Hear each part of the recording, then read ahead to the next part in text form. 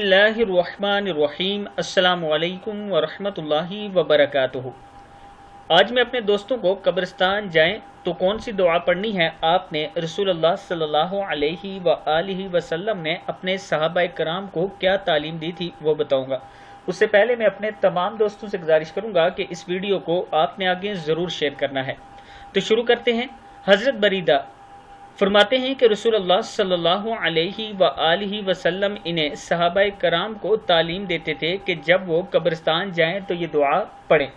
अस्सलामु अलैकुम अहलद दियारी मिनल मुमिनीना वल मुस्लिमीना व इन्ना इंशाअल्लाहु ललाहिकूना अस्अलुल्लाह लना वलकुमुल आफिया। ए मुसलमानों के घर वालों, तुम पर सलामती हो, इंशाअल्लाह हम भी तुम्हारे साथ मिलने वाले हैं। हम अल्लाह ताला से अपने और तुम्हारे लिए आफियत का सवाल करते हैं। सही मुस्लिम की हदीस है 2302। मैं अपने दोस्तों से गुजारिश करूंगा कि इस वीडियो को आपने आगे ज़रूर शेयर करना है। अस्सलामु अलैकुम वरहमतुल्लाहि वबरकातुहू।